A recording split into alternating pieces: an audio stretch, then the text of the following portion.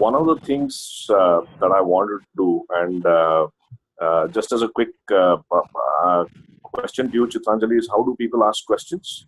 Can they unmute themselves and speak, or do you want them to send a chat message over to us? They can do both. I mean, if you're okay with handling the questions in between, that also can be done. It's open to. So as and when they have any questions, they can unmute and they can ask, or they can raise through chat as well. I will read out and then maybe you can address them. Either which way, yes. I'm not able to see the chat window, so if any questions come, if you can read it out. But I would do. Great.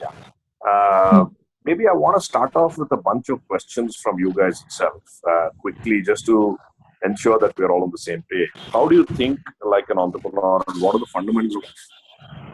Because at the heart of it, every change maker has to be an entrepreneur, and I believe that every entrepreneur has to be a change maker. And that's when the world will be a better place, far, far better place than what we are seeing today. So I wanted to share some learnings that I've had, some experiences, and also some unresolved questions in my own mind with you guys for the next 15-20 minutes. But if there are any, obviously you're spending half an hour of your precious time on a Monday evening, and there must be a solid reason why you're deciding to invest your time here. So if there are any questions that are there on the top of your mind, happy to take 2-3 questions as placeholders for me to address as we speak along. And of course, please feel free to interrupt me on at any point of time to ask a question or whatever, and happy to do a Q&A at the end of it as well. So can I get some thoughts and inputs on what are you looking for? What do you want me to touch upon? That's the most topmost on your mind. Let's take a minute or two just to get some thoughts in. So any one of you can unmute and just share a quick for 15-20 seconds on the top question that is there on your mind. You can also send it in the chat window in case and Chitranjali can read it out. So I've got a question from Varun who says that shifting from a for-profit to a non-profit, and how do I manage that shift? Definitely, we'll talk about that. Actually, sorry, Varun is the other way around. It's shifting from a non-profit to a for-profit model. To my mind, both ways are the same. I'll explain why. Anybody else? Cool. So, please feel free to jump in at any point of time with any other questions here. But let me kind of get started on what I wanted to share as I got acquired by Manipal Education in 2007, and I stayed on till 2013. I was heading strategy and innovation for the group across all of their education institutions across the world. And when I moved, one of the questions that a lot of people asked me was, how is the shift from the for-profit to a non-profit side or to the social side? And what do you think is different?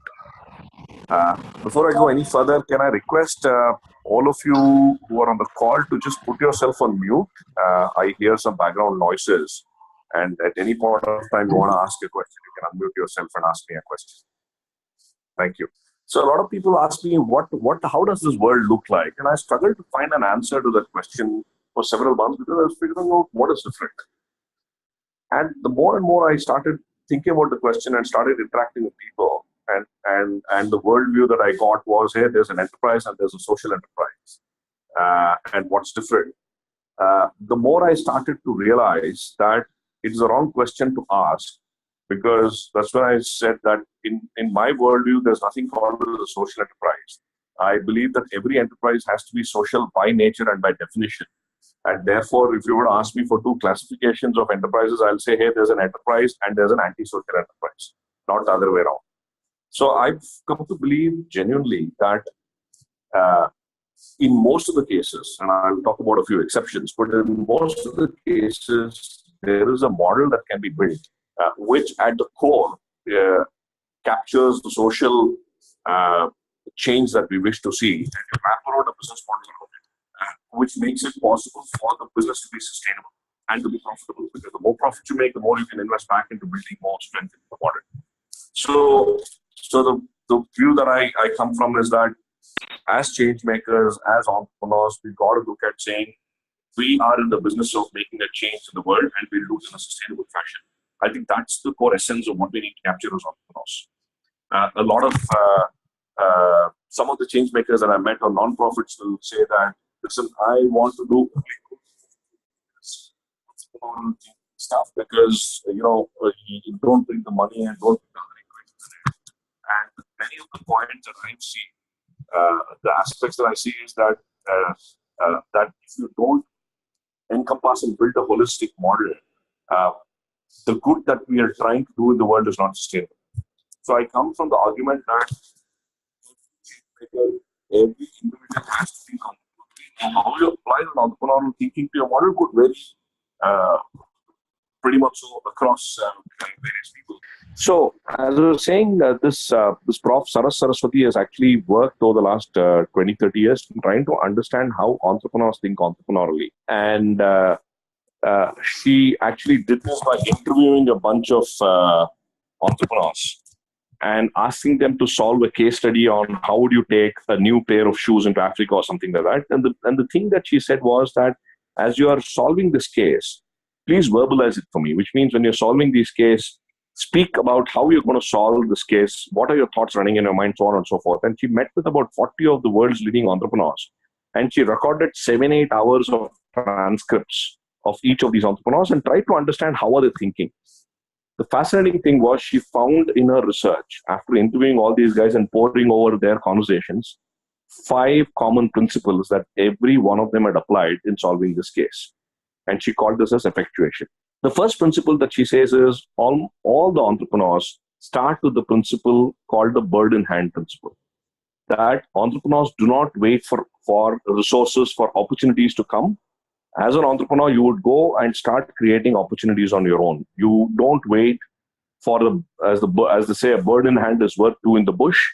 All the entrepreneurs says, all the successful entrepreneurs say, what do I have in my hand? What can I start doing from today? This is very different from if you look at the corporate world. A lot of us say, oh, I will be able to do this only if you gave me budgets, only if you gave me resources, only if I had an office, so on and so forth. Whereas an entrepreneurial thinker would say, listen, I'm going to start now. I'll start with whatever I have, and I will start expanding those resources and those networks as we progress along. So the key trait that she talks about a successful entrepreneur is the ability to take initiative and to get started on action rather than wait for something else. The second thing that she talks about is a concept called an affordable loss. It's a very interesting concept. In the concept of affordable loss, she says that an entrepreneur typically, a person typically says, if I do this, what is the maximum benefit I can get? So a lot of them think of maximizing gain. But in the world of entrepreneurs or successful entrepreneurs she studied, she says people spoke about what is the worst thing that can happen and can I live with that?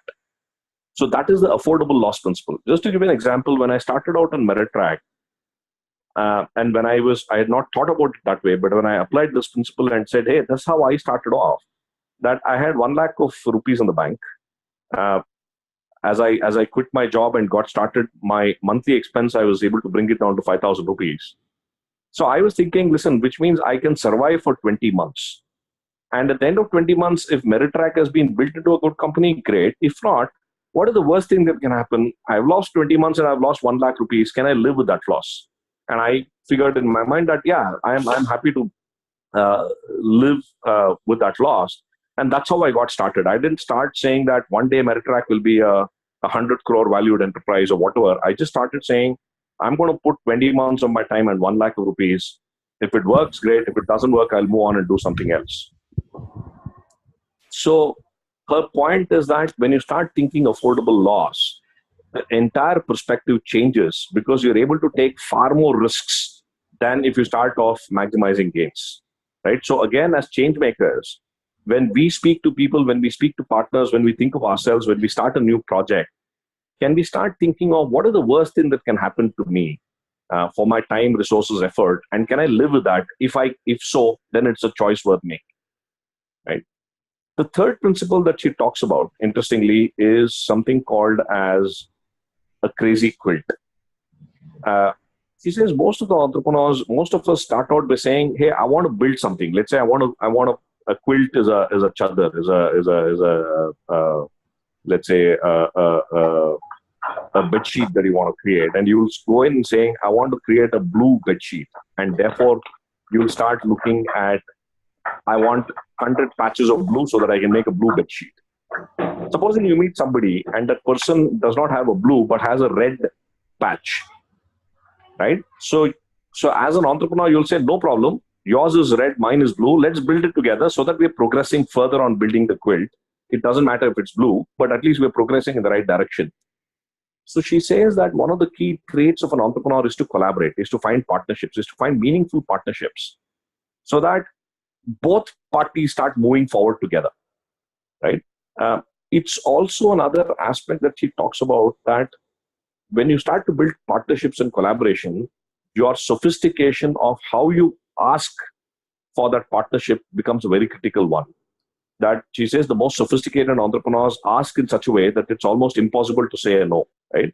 So as entrepreneurs, as change makers, how do we collaborate? How do we find partners? How do we find common causes that we can all come together so that the quilt can be built faster? The fourth principle that she talks about is what is called as make a lemonade. When you're pursuing the affordable loss principle, when you're pursuing the crazy quilt principle, there are bound to be failures. Some partnerships will work, some partnerships will not work.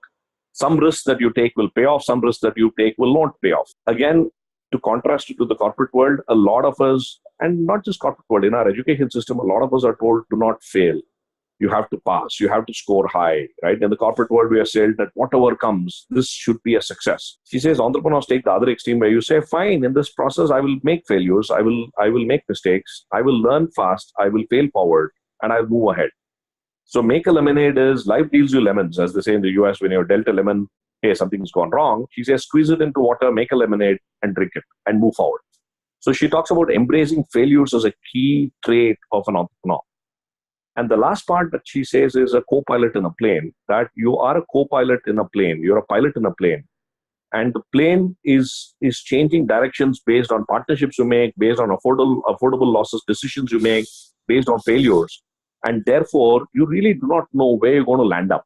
You know the broad direction, but you cannot say that this field is where I will land. And that is the beauty of an entrepreneurial journey, because you don't predict the future, you co-create the future, right? A lot of us in the corporate world again say, so if I want to sell toothpaste, give me an estimate of how much will the population increase in the country be, how many teeth will they have, and therefore how many kgs of toothpaste can I sell? That is the classic predicting the future market, where she argues that as change makers or entrepreneurs, you try and co-create the future, and therefore by inherently the future is unpredictable. Right? When I heard this talk for the first time 6-7 years ago, a lot of light bulbs went up in my mind. I said, this is exactly how I should have thought, or how I would have been thinking if I were thinking the right entrepreneurial way.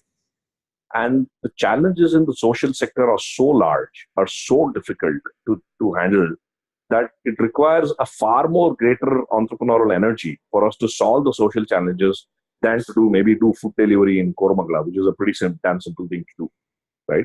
So as change makers, I firmly believe that the highest form of entrepreneurial energy should reside with the change maker. And therefore, as GAP or whatever as support mechanisms for change makers, one of the key things I believe that we should try and imbibe as much as entrepreneurial energy in our entrepreneurs as possible. Because only when we can build social enterprises or enterprises that can do good, feel good, and are sustainable, can a sustainable good be done in this world. So that's the quick, broad thought I wanted to share in terms of these 5 entrepreneurial principles. I realize that we have another 7 to 10 minutes. I'm sure this is the beginning of several conversations we'll continue to have. But I wanted to leave this thought with you in the 20 minutes that I had. And happy to take any questions. Varun, on your question, therefore, I'd see no difference between a for-profit and a non-profit, because as long as you keep the entrepreneurial principles at the core, it doesn't matter what structure of an organization that you run, that can change based on the situation. But at the core, if you embed the entrepreneurial principles and social good, it really doesn't matter. Questions you want to address, thoughts, or happy to do that? Yeah. So anyone has any questions? Anything you like to ask? You can unmute yourself and you can ask, or you can just type it in the chat window. Okay, Madan, I have one question. Always thought that starting one's own venture, whether it's for profit or non-profit, is kind of risky. It's like you always think of, what if I fail? Right. So, how to battle this dilemma? Like, So the point also, Chitranjali, as I said, make a lemonade, embrace failures. It's not that you go searching for failures, but let's assume that in any business, in any venture that we do, not just any point of life, risk is inherent in everything we do in life, right? So the question is, how do you deal with that risk, and how do you acknowledge that this exists, and that you will accept failure and say, listen, I will move on. I will learn from it fast, and I'll move on, rather than avoiding failure is the key. okay, yeah, okay, Right. okay. I think I have one question. Where do you draw the line with an investor's role in a company? Very valid question here, especially in social enterprises and in causes like this. Uh, I think the key is to find the right kind of investor. If you find an investor who's not aligned to the social principles, who's not aligned to the causes that you want to go with, then it's going to be disastrous, because if the investor is focused only on the commercial outcomes, chances are that you will veer away from the social good that you want to do. However, you find an investor who's too much on the social good, but not being able to balance out between the commercial and the sustainability, then that again is a danger. So, especially for social enterprises, where you can take investor money, actually for any type of investment, it is super important to find the right chemistry and the right kind of investor whom you can get along with. And as Chitranjali said, who's also able to look at failures that you do and learn together, rather than saying, oh, you blew up my money and you failed. Uh, yeah, you sometimes take decisions that in hindsight are wrong. What do you learn from that, and how do you move forward is the key one. So choose your investors very carefully is my suggestion.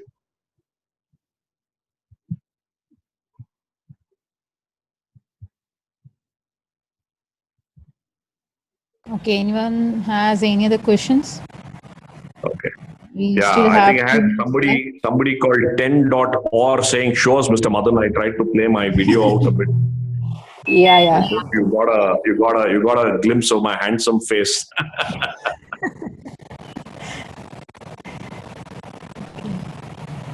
Yeah.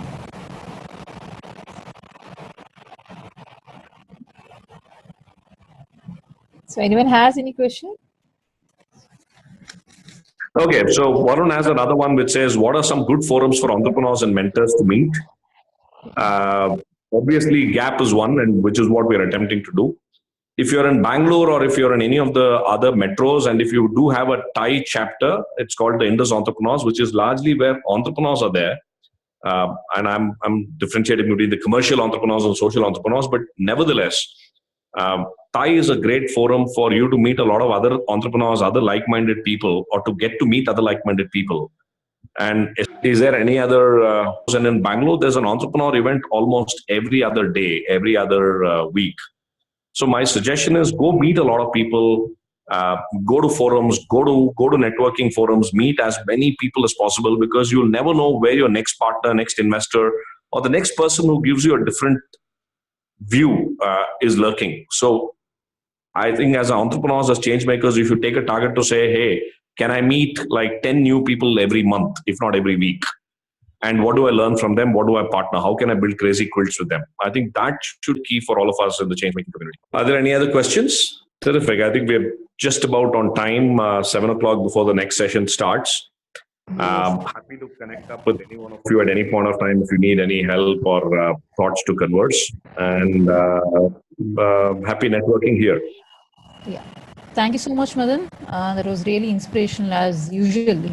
You're a very good orator, and every time you come and speak, people want to listen to you more. I think all of you have got your answers about entrepreneurship, and how to go about networking. As you said, the more you network, that's how you build your business, all these things. So thank you so much.